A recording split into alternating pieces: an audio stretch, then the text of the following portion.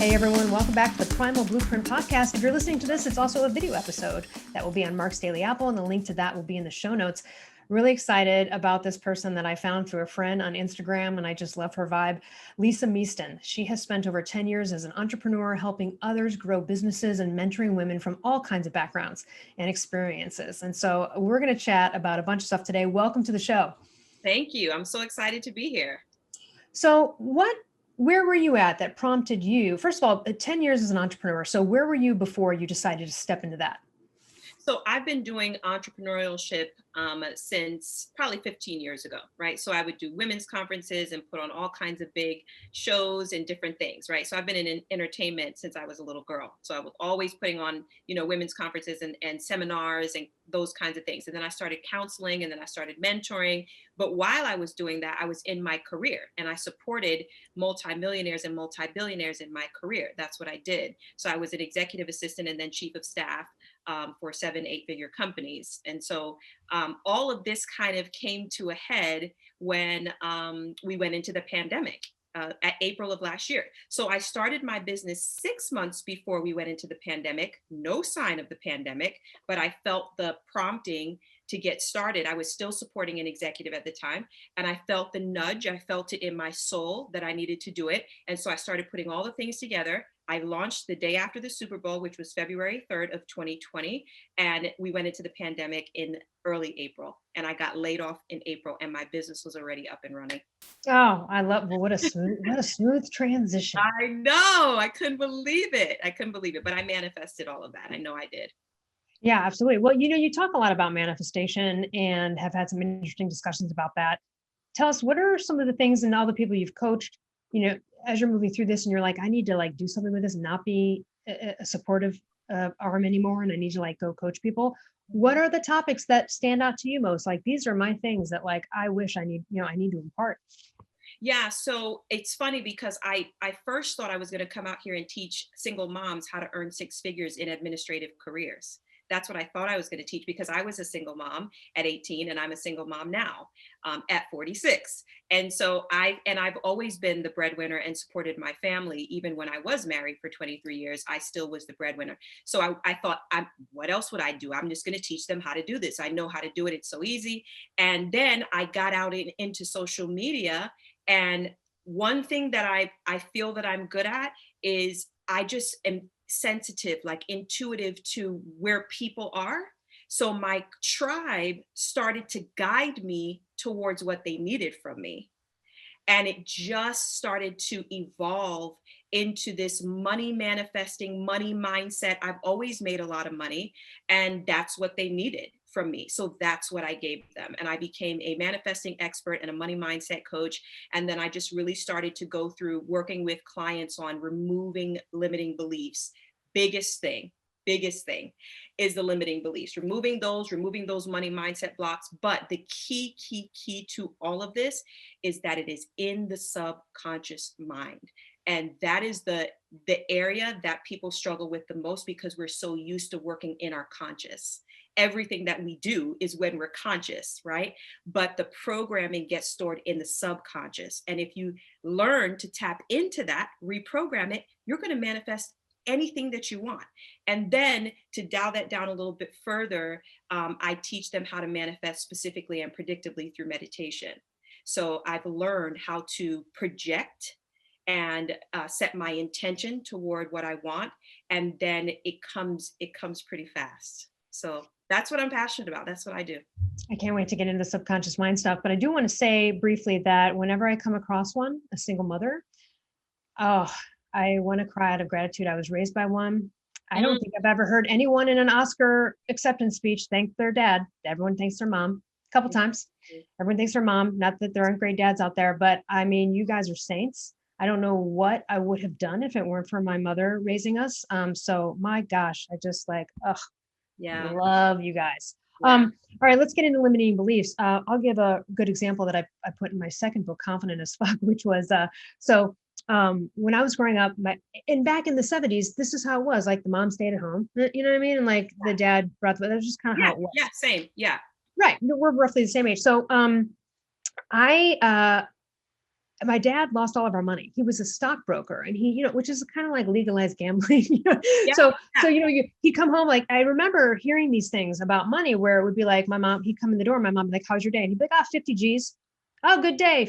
Like, to think that people are making and breaking and then, lost 20, down 20. So, I'm like, I'm listening to all this, but so then he blows it. And when you don't have money to trade, you can't make money. So he lost all his money. Long story short, drinking problem. My mom was like, I'm done with all of this. I thought I was told to stay home and not get a job because you were going to support us. This was the deal. Right. And, that's how it was back then.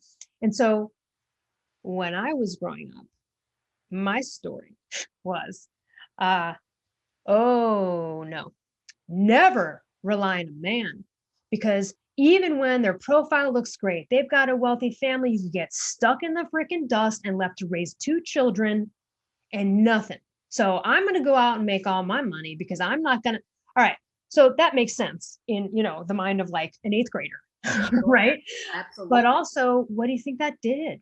I kept attracting men for many years who kept confirming the story. Sure. See, can't trust. So they were variations of unavailability, right? Yeah. Variations of unreliability. They weren't all drunks that lost money, but they were unavailable or unreliable in certain, they couldn't be dependent, whatever it was, whether they're a cheater or whether they worked 6 months in another country. It didn't matter what the story was. It was always the same thing until finally I go, oh my God, I totally said this out loud at some point. I'm sure I told my mom this, like, oh, that's why I'm not going to get screwed like you. Watch. And I had to go back and look at that belief and that thing that it's implanted in my personal experience. I really had to do a lot of work to change that around. I used it was some painful questions and answers to myself. And then I started to attract reliable guys. It was the opposite. So we've got this about money too, right? A lot of people have this about money. So let's go through a few of the classics on some limiting beliefs you've heard. Maybe not in classics, maybe some stuff that's like, oh, never heard that one before. That's new. Because people out there are going to hear it in themselves. Yeah. So scarcity is one, just a scarcity mindset. I'm not going to have enough. It's not going to be enough. It's never going to be scarcity. So what they then do is they hold back on spending and they hoard. Mm-hmm. So you can only attract who and what you are. You cannot attract opposite of who and what you are, right? So you have to become the thing you want to become so that it becomes. That's how it works. So whatever you put out, like attracts like. So whatever you put out is what's going to come back to you. You experienced that. You just talked about that, right? You didn't realize that you were putting it out through the subconscious, but you were. Mm-hmm. And that's what you were drawing to you. As much as you said, I'm not going to be like my mother. There's no way. And guess what? You just draw that right to your life, right? So those limiting beliefs, we have to learn to work through them like you did, go through whatever the process is. And then you have to become the opposite of it. So it's funny because when I work with clients and they're hoarding, I go out this weekend and go spend some money. Go spend some money. Go give some money away, right? Because you put it out, it's going to come back to you. You hoard it, you're repelling, right? So scarcity is a big one, right? Yeah. Scarcity is a big one. Another big one is fear of having too much money because of mismanagement in the past. So, I spent it all. It's gone, and I don't know how I had 50 grand or 60 grand and I see nothing for it. And so that's a big one as well, is just being afraid they're going to blow it. Right. Mm-hmm. So that keeps them from taking opportunities. It keeps them from taking initiative because they're just so afraid. It's not even a fear of losing money. It's a fear of having money. And that I think is very interesting. And of course, that's all romancing the past. If you're romancing the past, you cannot create a vision for your future. You're either going to live in the vision of your future or you're going to live by the memories of your past, but you can't have them both. Yep. And so those I would probably say are the top 2 that I come across, especially for women. Most of the time, and women really, really struggle with with dealing with the past mistakes, and then the husband or the father that continue to either enable them financially, give them too much, or tell them that they're a girl, you're just a girl. right? So you're not going to be capable of managing, a whole lot of money. So we go through all the process and remove those bad boys, and then we go into what we really want, which is to attract what we desire. Yeah, I'll tell you one of mine that I had to get some coaching around, which is I have a avoidant money, like no issues about like making or whatever, but like I don't want to look at it. I don't want to deal with it. And then what happens is then 10 months later, I do look at it and I find out that the place where I canceled the yoga thing has been charging me for, hey, this is the kind of shit you run into, right? And so I remember being like, and so it's funny because I was doing coaching on it and she said, basically, I mean, this makes total sense to me. I was so incongruent with the way I thought. Like, I realize and believe money, I like it. I feel it's important. I do think it's consequential, and I'm treating it like shit. I'm treating it like it's totally doesn't have any, like, my actions, my vibe towards this is not truly what I actually think about it, yet this is what I've created. And so, I mean, I had to get some coaching on that to like really kind of see what I was doing there. Yeah. It's that I had a client who was really struggling with this, and she just said, I just don't want to look at, I don't want to do it. I want someone else to do it. Yes. And I said, well, you just have to remember that money is energy, right? Yes. So the energy that you embody for money is right. If I'm giving the middle finger to it, probably not. Yeah. Exactly. So either you're going to miss something, right? That you should have caught, or you're not going to be able to manifest in the abundance in which that you want to, because you're just ignoring it. 100%. And I knew, I was like, in order to tackle this last piece of my life, I have to like get my mindset right about it. And so that was an interesting thing. And sometimes we, again, until a coach points it out, we don't see our lack mentality or this incongruency or inconsistency somewhere. Yeah. So mine, I would have to tell you what mine was. So I grew up with a father who was very irresponsible financially. So my mother was a pastor, a preacher, right? She did missionary work, traveled all over the world. I always say she was married to the church, right? She was married to the church, which really took away a lot for me as a child. Because that was her love, and that's okay. I honor her and respect her. But my dad was hardworking. He worked out, maintenance man, but he couldn't hold money in his hand because he gambled. So he gambled. And then when he gambled, he would borrow money from loan sharks and all kinds of things, people. And then you have people coming to the door asking for their money. And like, that is my memory. That's my memory. So, and that has some shame and embarrassment to it too. And, I had that about my father and his drinking and the losing the money. But with that is, again, it's a whole host of things that have to be thought out, have to be get flat with. Yeah. Yes. So mine was, when I get it, it's going to fall right through my hands. So then did you become hoardy because of the fear of that, or? No, I didn't become hoardy. I was neutral. I wasn't like overly spending. Okay. I was just in a neutral zone because there was still a fear. There was still, the basis is fear. I was afraid that it was going to come into my hands and then I was just going to blow it. I was going to blow it because he blew it every time, And so that worried me. So what it did was it caused me not to go too far and make too much, right? And not to have too much so that I wouldn't blow it. So I was in neutral. So you're like keeping yourself at a certain level of income and lifestyle because of and that's really what this does to us. Yeah. Yes. I was a six-figure, earner, and I was happy with that. However, I knew there was more, but I just couldn't get to that because I felt like it was going to just fall through my hands. And so I just stayed in that comfort zone, but owning your own business, you'll learn really quickly, that the paycheck's not coming in every week. So you really have to make it happen. And I'm thankful for all the experience that led up to this, because I know now who I am and I can manifest that bad boy when I'm ready. So that's how it goes. I want to touch on something that a viewer might play devil's advocate on, which was earlier you were saying, if you want to have that, you've got to be it, for example, years ago, I was a cigarette smoker, but I never wanted to date a smoker because I knew I was going to quit. I was like, oh, no. But like I was online dating and I was still a smoker. And I had this thing like, oh, well, I'll meet a guy that doesn't smoke. And then that'll prompt me to, no, how about you just become a non-smoker? Yeah, yeah, You yeah. know? Yeah. So I did that. And then of course, finally went forward. I was like, no, I got to just be that. But sometimes people ask me this question on manifestation where they're like, but I don't have a lot of money. Would it, and so they like feel like they can only attract someone at their level. Hmm. And I always say it has not, like, you don't need to match for match. Like if you really want to meet someone, male or female, who's a bajillionaire, who's going to take care of you and you never have to work, there's nothing wrong with that, but you have to own it and feel that you're deserving of it. You have to feel that.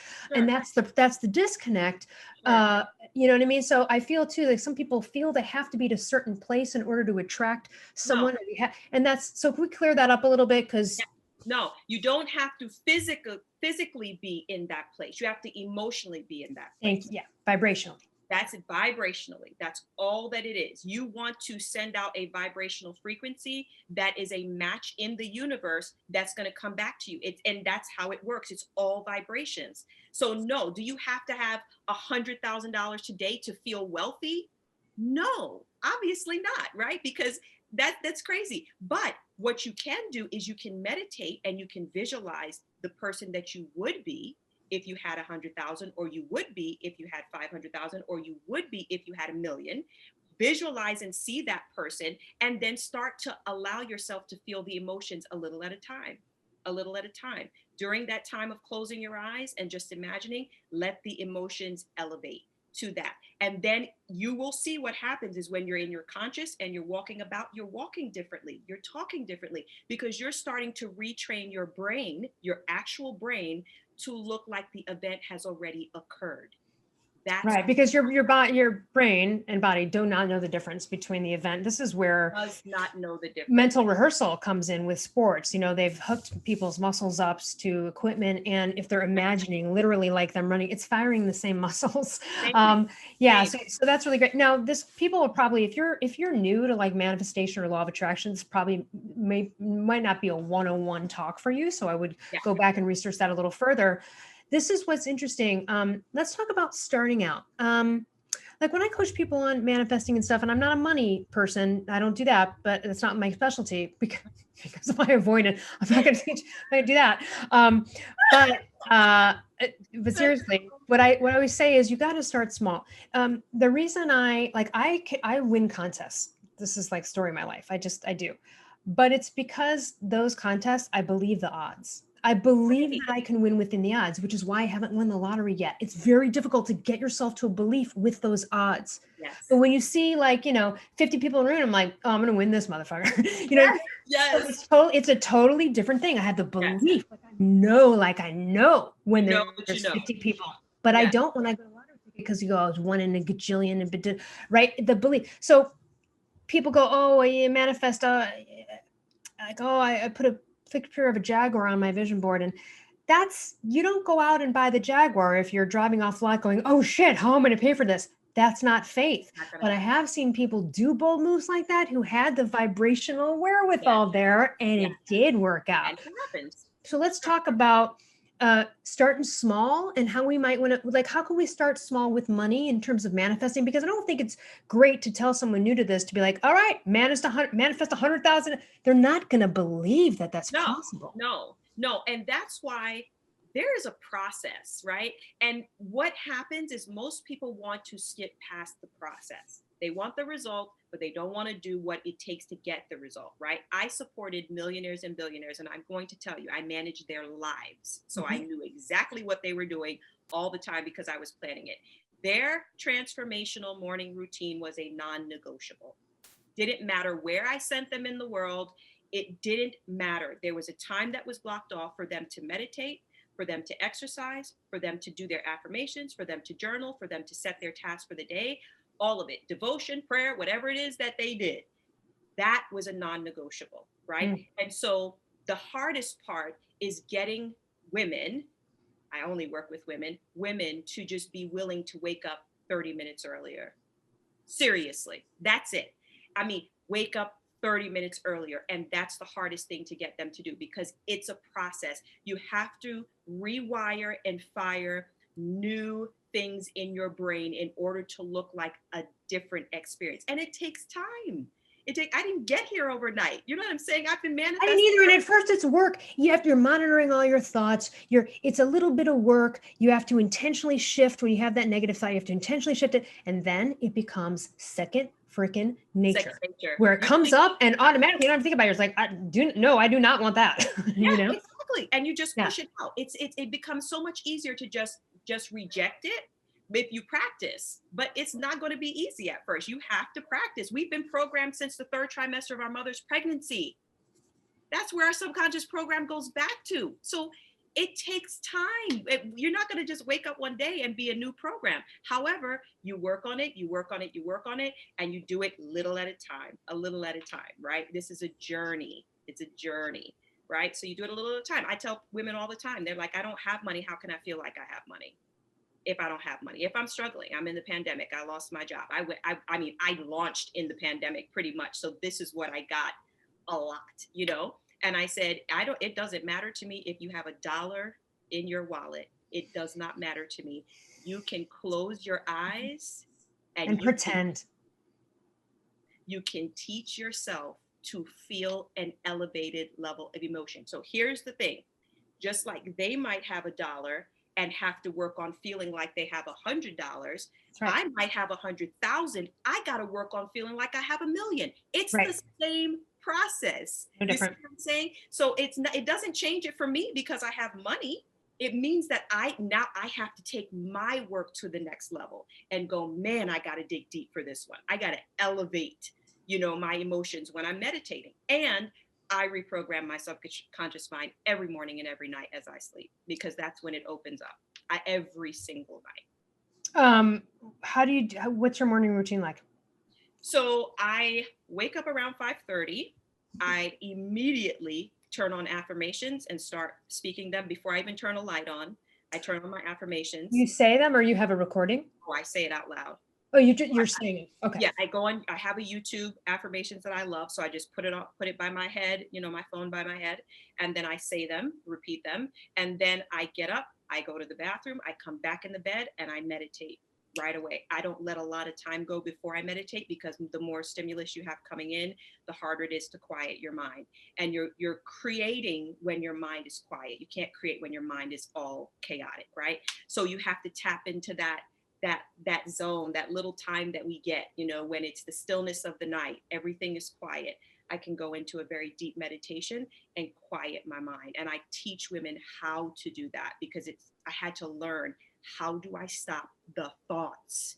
Like, the minute you close your eyes, you got about 500 thoughts that come in your head, right? How do I quiet that? And I've taught them and they learn, and it's really good.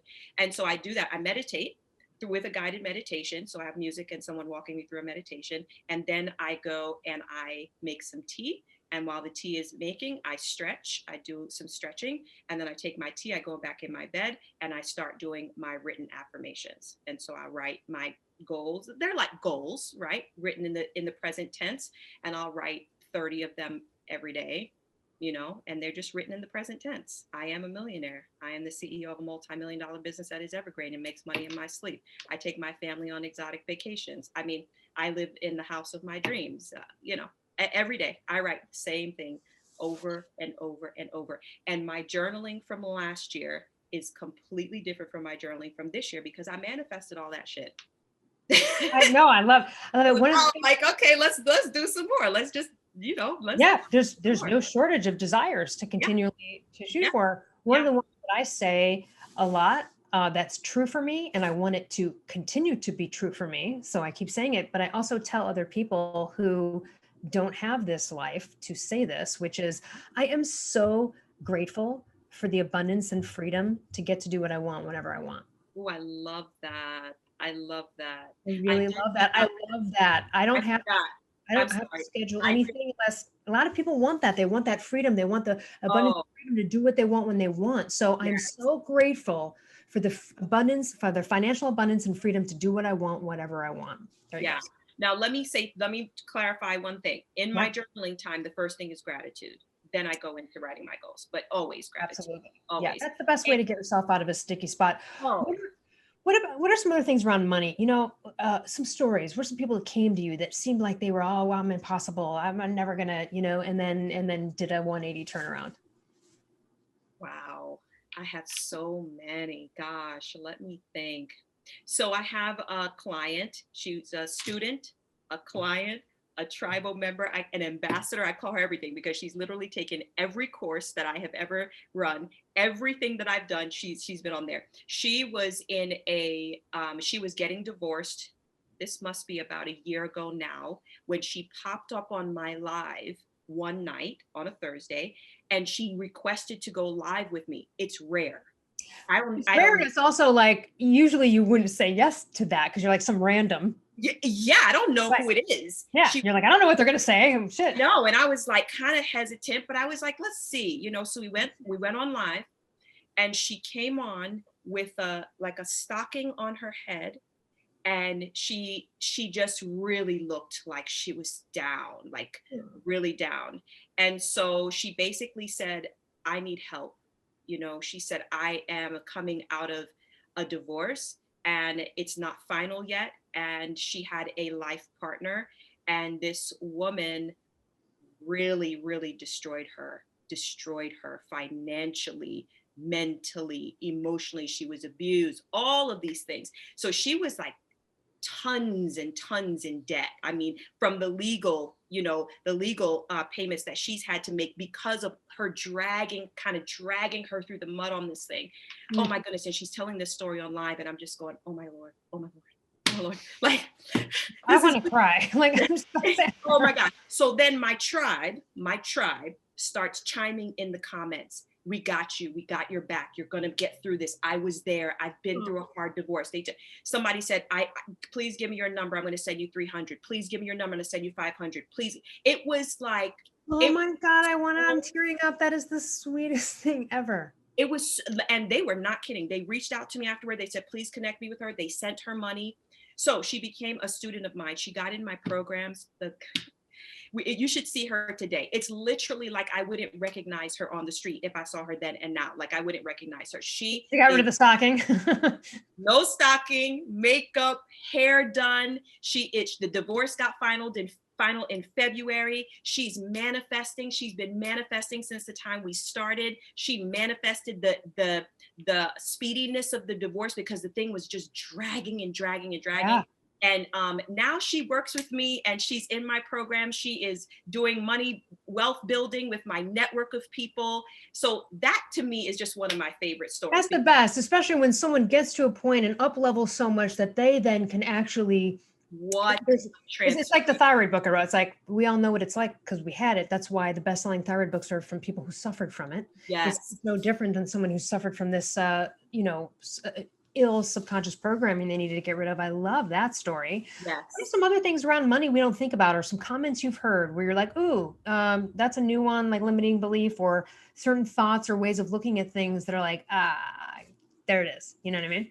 Yeah, I mean, I think that the overarching theme for women is not feeling valuable, not feeling valued or worthy to have massive amounts of money. Also, there's a limiting belief around being able to handle large amount. I mean, we're fine with our paychecks, and our income, but really manifesting large amounts of money, millions of dollars, to make that transition mentally it's far distancing, right? So we have to get them there through a process of really, really talking through, where did it start? Like, if you don't get to the root of this thing, it'll keep coming back. It just keeps resurfacing, right? Because you're not really tapping into where it started. Where did it come from, right? Once we figure out where it comes from, then we can work through getting through it, but that feeling like they're not valued, that's a big one.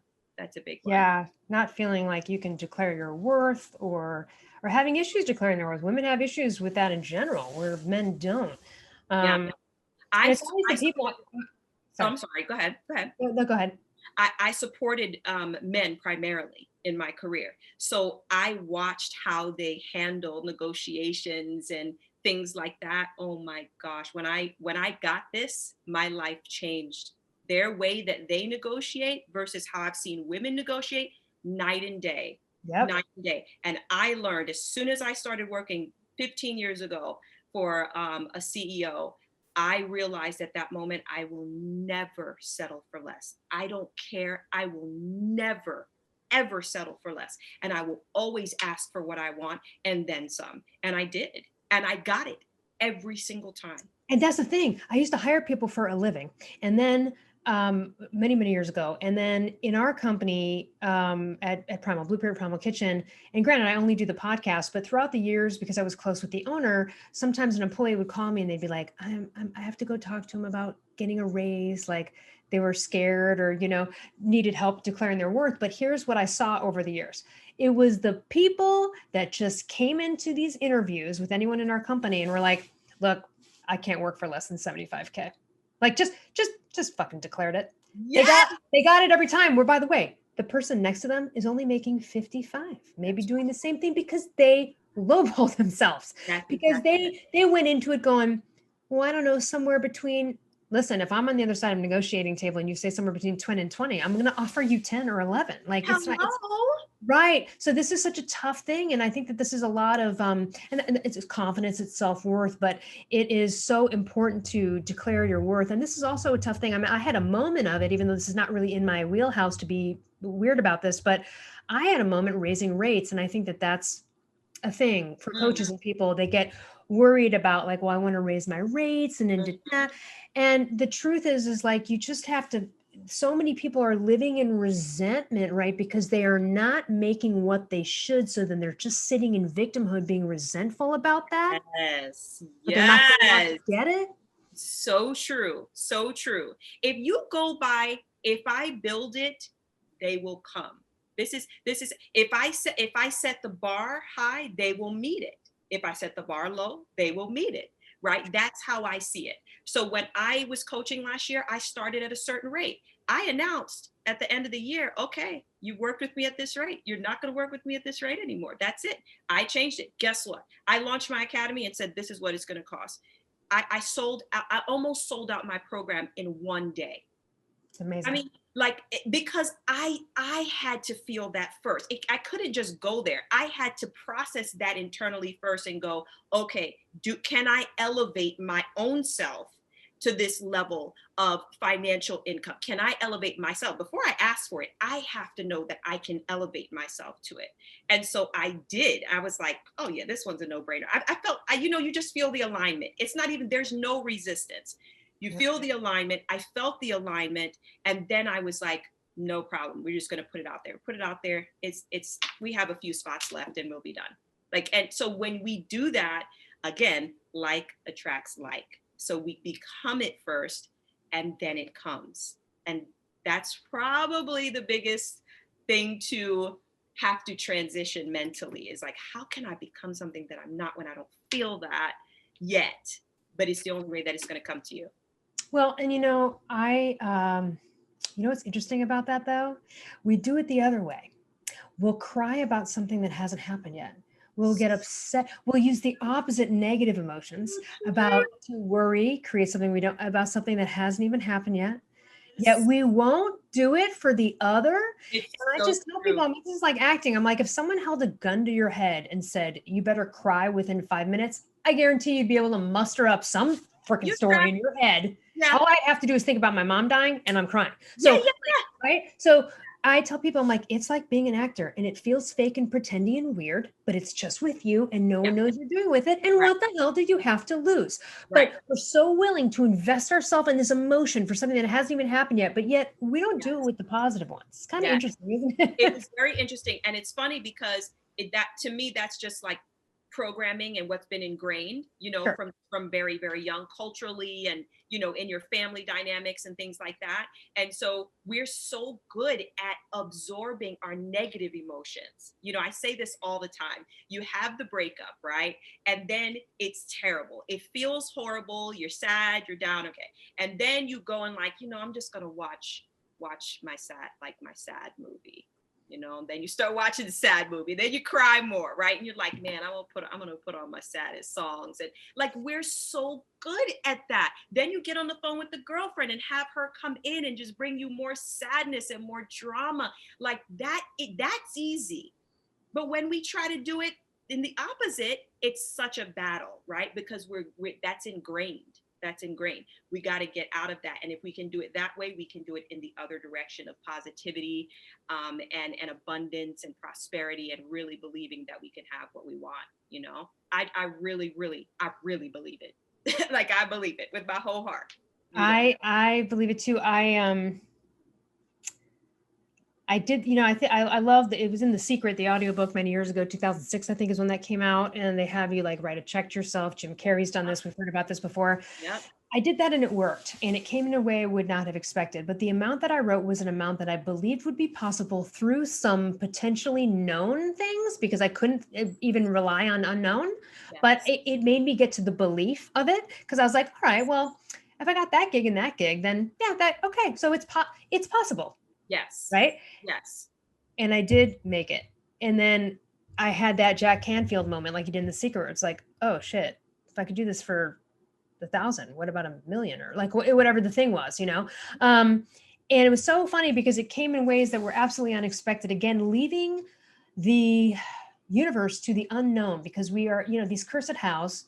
If we worry about how this is going to happen, and this is the problem. So when people are trying to even do a manifesting challenge where it's like, oh, you're going to manifest $100 or something like that. First of all, they're thinking about someone giving them 100, not thinking about a rebate check, possibly some unknown thing. Oh, my friend from 3 years ago, I forgot she lost my rollerblades and gave me money for new. It can happen in all these unknown ways. So let's talk about the how, because it's tough a little bit at first to get people to have faith in the unknown. But like I say in my book and in general, the unknown is where all the good shit is happening, man. Whenever I'm like, hey, and whatever, it comes in a way that I could not even have written myself had I designed it myself. It's usually better than the how. And the how, talk about how the how keeps us. So if we're looking at money and you're going, well, I have a job. Lisa, this is great, but like I have a job, I make this certain amount. There's no other things that I do out there that could possibly bring in any more money, and I'm 50 grand in debt. Like, how am I going? Oh, I'm going to manifest money out of thin air. I know you would say, yes, I would too, but what would you say to that person? Yeah. So obviously that's a limiting belief, right? And so I left my divorce with $55,000 worth of debt that was supposed to be split between us, and that splitting never happened. And so I ended up having to pay it all myself. And I'm not kidding you. I just, like a couple of weeks ago, I was going through old files and I was looking at the folder with all the bills. This was literally 3 years ago, stacked up all the bills that I had. And I thought, how in the world did I do that? Because I was still responsible for all of my children as well, and myself. And I have 4 of them. All 3 of them were in college. So I was paying for all of that, all of the cars, all of the housing, all of everything by myself. And I'm telling you right now, if you did the calculations, that is not possible. That is not possible. And so I just knew that if I kept going forward, if I kept believing that somehow, some way, and I would get bonuses, and, and then I would get a sign-on bonus for a job, and like that kind of stuff, like just big stuff. Then I was just like extra stuff that would be thrown in there that you didn't expect. Yeah. No, totally unexpected. I would put on a holiday party and they'd give me like thousands of dollars on my next paycheck. Stuff like that I didn't do it for that. I was getting paid to do it. You know what I mean? That was my job. Right. And then I would just get these extra things. So here's what I say. The how is not your problem. Yep. How something is going to happen. If you do anything, you take anything away from this, you've got to let go of how it's going to happen. That is up to the universe. That is up to the spiritual beings. That is up to the spiritual power. That is not up to us. If that were the case, we'd all be in trouble because we could not figure this out on our own. There's no way. We couldn't. So we have to rely on that faith, right? You have to have that. You just have to embody that. But the other thing that's super important is that people have to learn that if you want to manifest something, and I know this is hard, but if you want to manifest something, you got to set it and you have to forget it. You got to put the intention out there and you got to let it go. Like, you can't keep looking for it, because if you keep looking for it, you don't believe it's coming. That's exactly right. And if you're like, where is it? You don't have belief faith. It's also resistant because it's like, come on already, come on already. Yeah. Well, you're basically just repelling it. Right. Because you're not attracting who you are. You are attracting who you are, which is you're worried that it's not going to happen, so then you don't get it. So when I let go, like this was the key for me. When I would set my intention and then just be carefree. When I say carefree, Not think about it again. Forget it. Leave it. Somehow. So that's it. Leave it. Forget it.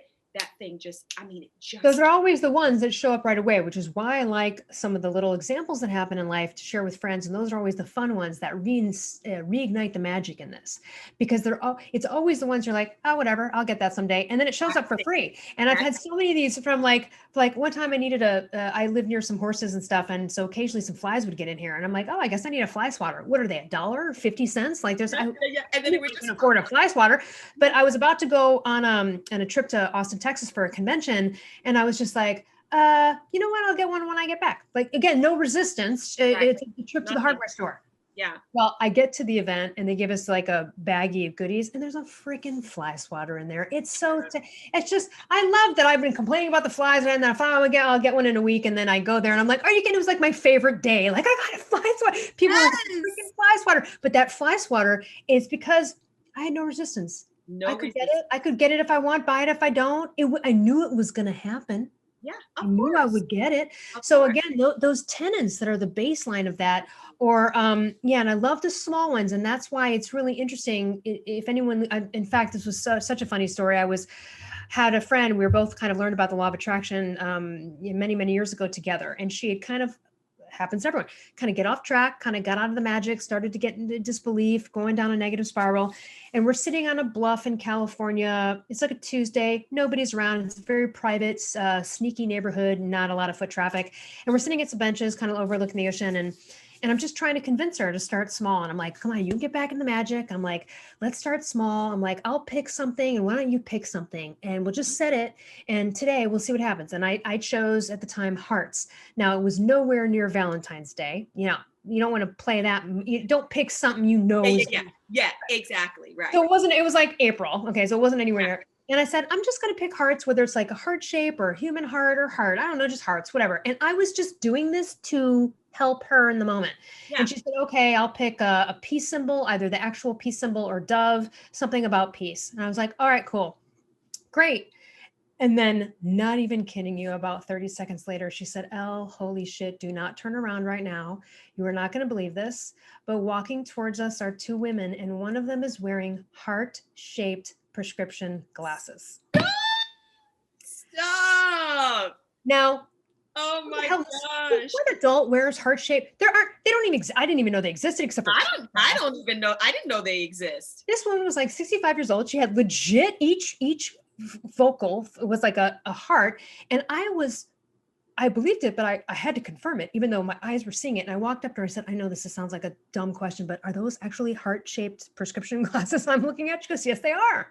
Wow. And if that what's funny is, and my friend, by the way, she did see her thing later that day. But as I'm trying to reignite someone else's magic, mine gets reignited, and that's how quickly it can happen. Yeah. It can happen that quick. Which is crazy, because I literally had no resistance to hearts, and I had no resistance to manifesting that day. I wasn't in a bad vibe.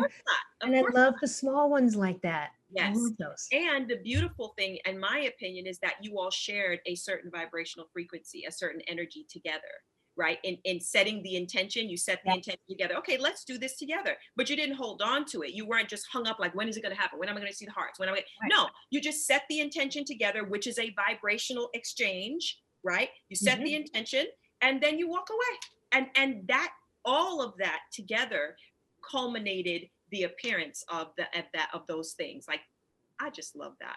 I feel like it was meant for her to see how quick, how it could work. How quick. And then since then she's manifested, amazing. Of course she has. Of course she has. Because once you tap in, then you realize, oh, this is real.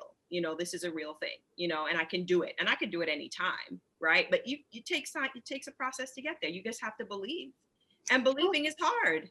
Yeah. Tell us about some of the fun ones along the way when you were beginning out and you were learning how to manifest and kind of getting the hang of it. Do you remember any ones that stick out that you're like, oh, that one's a favorite? Gosh. That's a good one. So many, but I'll tell you this one. So I was doing kind of like my own women's ministry thing in the church, you know. So I was hosting conferences and doing all that with women, right? I had a nonprofit called Women Who Walk, right? So we helped um, women who have been in domestic violence and helping them get out of that and supplying clothes. And we would do all these big food drives and clothing drives for the kids and those kinds of things. So I was doing that. And then I went to work with a long time friend, but not super close to her. But she was doing weddings on the weekend at a venue, and I was like, oh, I would love to do that. I'd love to decorate and set up the tables and do the whole thing, and kind of like just be like the coordinator for that day. So I was working with her, just doing this, and then one day I get a phone call from someone at Northside Hospital saying, we got your resume and we'd like to interview you. And I said, but I didn't send my resume. And they said, well, someone sent us your resume for this executive assistant position to the chief of nursing and the director of operations of the hospital. And Huge I said, job, huge position. Huge. And I said, I didn't send my resume. And my husband at the time is going, go to the interview. And I'm just he's like, shut up, just go. I'm going, I don't understand. So the lady who I was working with on the side, sat on the board at Northside Hospital with the CEO and gave them my resume, unbeknownst to me. Here's the better part of the story. I go in for my first interview and I interviewed with the other executive assistants. Okay. By the time I got to my car in the parking lot, they were calling me, asking me if I would come back in to interview with the CEO. Okay. Ooh, so highlight, walk slowly no, we say that in acting too. And you get out of an interview because they might be like, whoa, we want to see it again. Walk slowly. Okay, go ahead. Slowly. I was still in the parking lot. And so I said, sure, sure. I'm literally telling myself in this time, I don't want this job. I don't want to work. I'm good. Like, I don't want this job. So I go back and I sit with the CEO. And in 5 minutes, he says, listen, he says, I already feel a connection to you. I'm going to tell you the better part of this. First of all, I was the only African-American woman in the administrative office. One, the only one without a bachelor's degree. Two, love it. And he says, we have interviewed 600 candidates for this job. He says, you are in my top 2. 600 candidates. And I'm going, but I don't even want this job. You're like, great, but yeah. I don't even want this job. Literally, I get home, I get a call from their HR and say, here is your offer. And I told myself in the car, if they didn't give me 4 weeks vacation and they didn't give me a certain amount of money and I didn't get my bonus at the end of the year, I went down the list. I was like, I'm not taking this job. They came back in, when I say way higher in my. It was undeniable. Like, you could not take the job. I was like, what? Like, why, And then, of course, I got even more vacation. My pay was even higher than I thought it was going to be. I ended up staying there for 4 years. And honest to goodness, I've supported millionaires and billionaires. I've traveled private. I've sat in suites. I've done all the things. It still is my favorite job to this day. My favorite, because I was able to serve people and help people. And it still was my most fulfilling role. And that to me is crazy manifestation. Well, what I love about that is that initial moment of you being like, oh, you were just chasing joy. Like, oh, that sounds fun. Like, that would be fun. Like, you were just like, oh, that's kind of fun. I want to be around that. That seems like, again, you were just following a lovely, positive vibe, and it led you to something you would not have otherwise ever have imagined. Not at all. And after that, my career took off. Right. After that, I went from that role to executive assistant to a billionaire, to chief of staff for a very, very, very well-known company, and on and on and on. I just went straight. Well, and what's great to hear too is that, what you said at the beginning, which is people are like, I'm African-American and I don't have a bachelor's degree. Hey, listen, I'll say this. I used to hire people for a living, and we'd almost rather hire the personality and the person and the confidence level in a person than the thing they're skilled at our resume. Yeah. It's just truly. I totally agree. I totally agree. And I always knew. Because those people, you can learn some. You can sense that someone can learn it, and you get a vibe about them. That's the best employee. Yeah. Agreed. And I always have had the confidence, and I still do to this day, that I can figure it out. I don't care if I don't know it. I can figure it out. And that to me is what set me apart a lot of times is I may not have had the experience or the skill or the education, but you better believe I will sit there until I get it right. And that is a vibe that they get, like that's a vibe. And I did. And that's how I grew in my career. I love it. And all from just, yeah. And again, these things like you could have never designed it. And you were even like, you know what I think we don't know, but your car ride home, from that, before you got the amazing, like extra above what you wanted offer. Yeah. I love that was like a self-worth drive. You're like, listen, I'm not fucking taking this shit unless I get 4 weeks, da-da-da, da-da-da. You were like, that's it to yourself.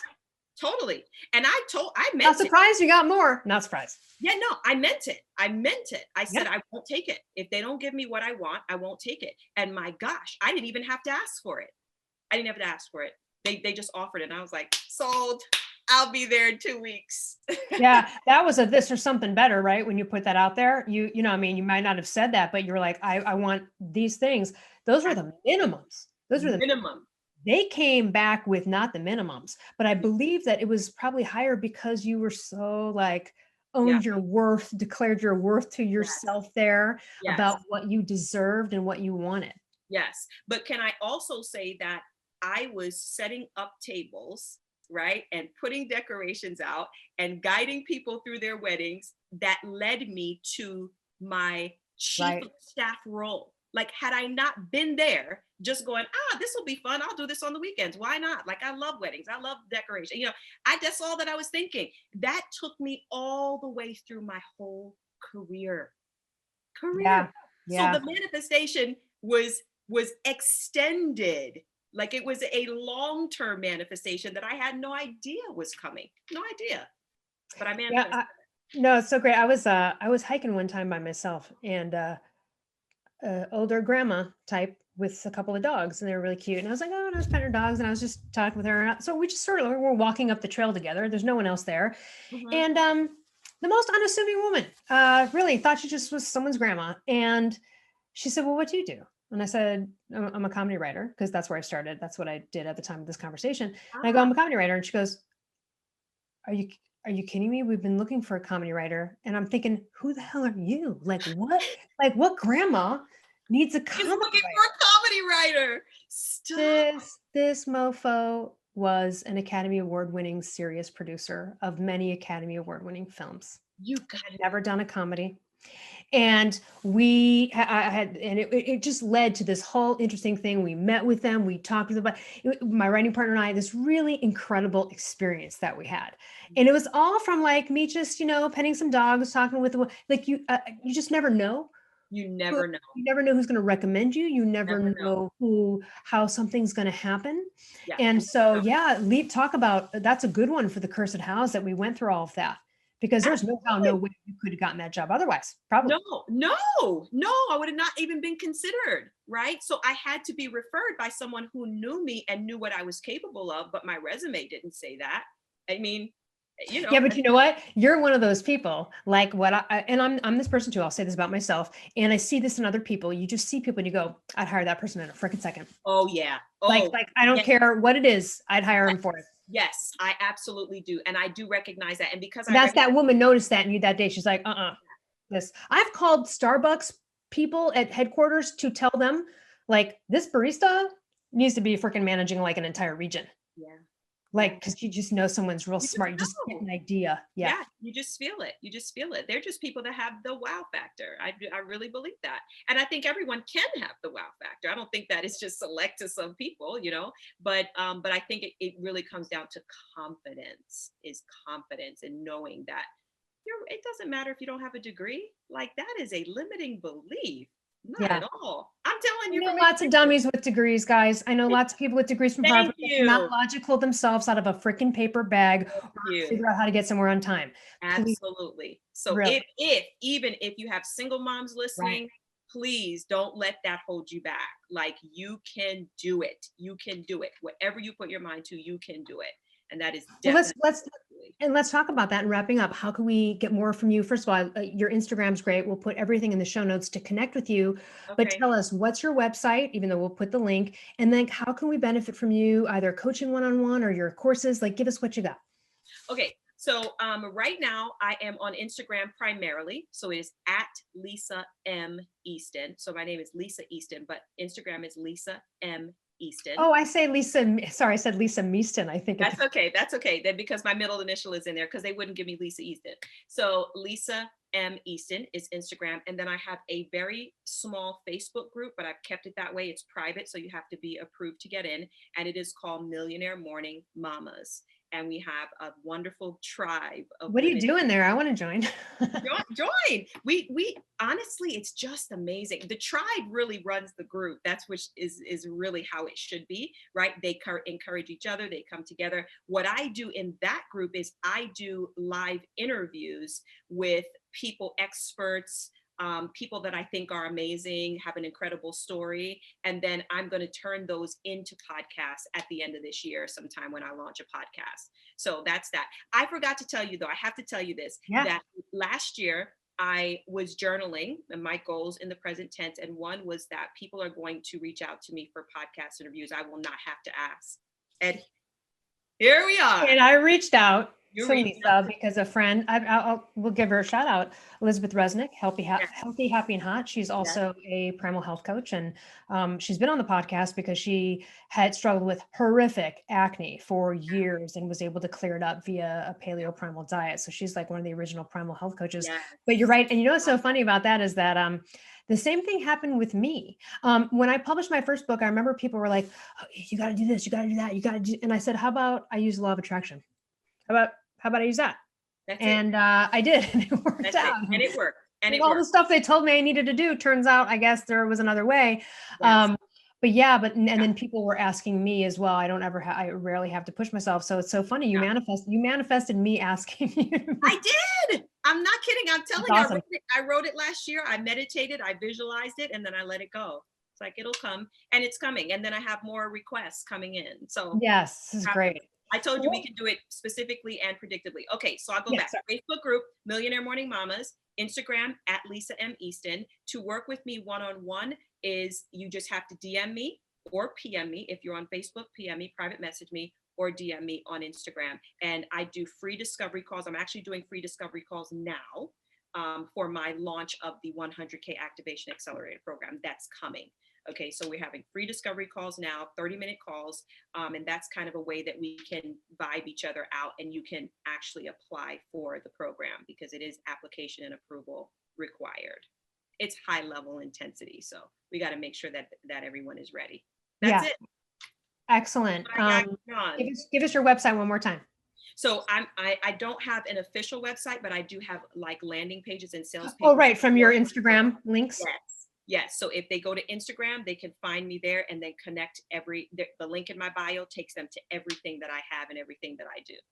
Excellent. Well, thank you so much for joining us. I'd love to have you back on, talk about some more stuff. Oh my gosh. I just love chatting with you. We have to do this again. Yeah, there's a lot of juicy stuff to talk about in here, man. Maybe we should just do one on all examples of people we know or us of manifestations. Maybe that'd be really fun. Let's do that. I love that. I have so many. I already told you one. You told me one. Yeah. So let's come back and do that. I would love it. Awesome. Well, thank you so much, Lisa. And of course, we'll put everything to connect with her in the show notes. Thanks again. And for everyone else, we'll see you next week. See ya.